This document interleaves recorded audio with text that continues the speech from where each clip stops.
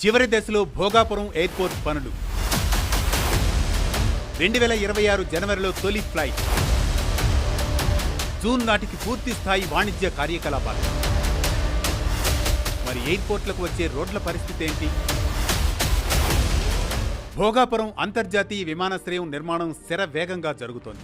2014లో ఉమ్మడి ఆంధ్రప్రదేశ్ విభజన తర్వాత కూటమి ప్రభుత్వం అధికారంలో ఉన్నప్పుడే ఈ ఎయిర్పోర్ట్ నిర్మాణానికి ముందడుగు పడింది. ప్రస్తుతం గోవా గవర్నర్గా ఉన్న అశోక్ గజపతిరాజు ఆ సమయంలో కేంద్ర పౌర విమానయాన శాఖ మంత్రిగా ఉండడం కలిసి రావడంతో కేంద్రం నుంచి అనుమతులు కూడా లభించాయి. 2019 ఫిబ్రవరిలో అప్పటి ముఖ్యమంత్రి చంద్రబాబు నాయుడు శంకుస్థాపన చేశారు. కానీ 2019 అసెంబ్లీ ఎన్నికల్లో ప్రభుత్వం మారింది. ఆ తర్వాత భోగాపురం ఎయిర్పోర్ట్ చుట్టూ రాజకీయాలు జరిగాయి. 2023 మేలో అప్పటి ముఖ్యమంత్రి వైఎస్ జగన్ మరోసారి భోగాపురం ఎయిర్పోర్టుకు శంకుస్థాపన చేశారు. దీంతో భోగాపురం గ్రీన్ఫీల్డ్ ఎయిర్పోర్ట్ పనులు ప్రారంభమయ్యాయి. 2024 అసెంబ్లీ ఎన్నికల్లో విజయం సాధించిన కూటమి ప్రభుత్వం భోగాపురం ఎయిర్పోర్ట్ పై ప్రత్యేక దృష్టి సారించింది. ఉత్తరాంధ్ర ప్రాంతానికే చెందిన టీడీపీ ఎంపీ రామ్మోహన్ నాయుడు కేంద్ర పౌర విమానయాన శాఖ మంత్రిగా బాధ్యతలు చేపట్టడంతో ఎయిర్పోర్ట్ నిర్మాణానికి లైన్ క్లియర్ అయింది. ఈ ఎయిర్పోర్టుకు అల్లూరి సీతారామరాజు పేరు పెట్టాలని నిర్ణయించారు. విశాఖపట్నం నగరానికి దాదాపు 50 కిలోమీటర్ల దూరంలో విజయనగరం జిల్లా భోగాపురంలో 4592 కోట్ల అంచనా వ్యయంతో దీన్ని నిర్మిస్తున్నారు. ప్రస్తుతం ఎయిర్పోర్ట్ నిర్మాణం చివరి దశకు చేరుకుంది. దాదాపుగా 92% పనులు పూర్తి చేయగా మిగిలిన 8% పనులు పూర్తి చేసి టెస్ట్ రైడ్ కు సిద్ధం కానున్నారు. మొదటి దశలో సంవత్సరానికి 60 లక్షల మంది ప్రయాణికులకు సేవలందించే సామర్థ్యంతో 3.8 కిలోమీటర్ల రన్వేతో ఈ ఎయిర్పోర్ట్ ను డిజైన్ చేశారు. 2026 జనవరిలో తొలి టెస్ట్ ఫ్లైట్ ఎగరనుంది. పూర్తి స్థాయి వాణిజ్య కార్యకలాపాలు 2026 జూన్ నాటికి ప్రారంభమవుతాయని అంచనా. ఈ విమానాశ్రయం ఉత్తరాంధ్ర అంటే విశాఖపట్నం, విజయనగరం, శ్రీకాకుళం జిల్లాలతో పాటు దక్షిణ ఒడిశా జిల్లాలకు కూడా కీలకమైన ఏవియేషన్ కేంద్రంగా మారనుంది. విమానాశ్రయ నిర్మాణంలో రన్వే, టాక్సీవే, టెర్మినల్ భవనాల నిర్మాణాలు దాదాపు పూర్తి కావచ్చాయి.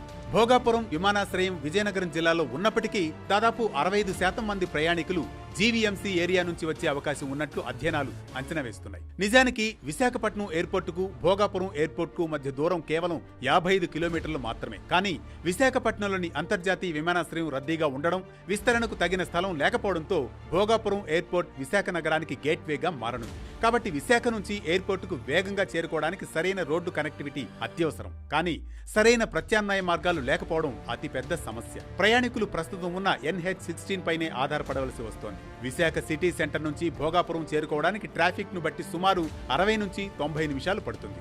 ఉదాహరణకు NAD జంక్షన్ నుంచి ఆనందపురం వరకు దాదాపు 20 ట్రాఫిక్ సిగ్నల్స్ క్రాస్ చేయాలి.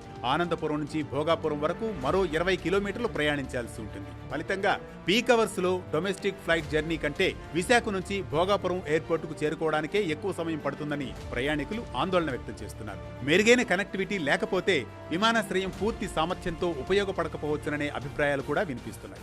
ఈ సమస్యను పరిష్కరించేందుకు Visakha metropolitan region development authority VMRDA ఇతర ప్రభుత్వ సంస్థలు వివిధ ప్రణాళికలను చేపట్టాయి. VMRDA సుమారు 175 కోట్ల రూపాయలతో 27 కిలోమీటర్ల మేర 7 ప్రధాన రహదారుల్ని నిర్మిస్తోంది. ఇవి ఆనందపురం, భోగాపురం మధ్య ప్రయాణ దూరాన్ని తగ్గించి NH-16 పై రద్దీని తగ్గిస్తాయి. వీటిని 2026 మే నాటికి పూర్తి చేయాలని లక్ష్యంగా పెట్టుకున్నారు. నగరంలో ట్రాఫిక్ రద్దీని తగ్గించేందుకు 12 జంక్షన్లలో ఫ్లైఓవర్లు, ఎలివేటెడ్ కారిడార్లను ప్రతిపాదించారు. వీటిని మెట్రో రైల్ ప్రాజెక్టుతో కలిపి చేపట్టాలని నిర్ణయించారు. అయితే టెండర్ ప్రక్రియ పూర్తి కాకపోవడంతో ఈ పనులకు కనీసం మరో 3 ఏళ్లు పట్టవచ్చునని అంచనా.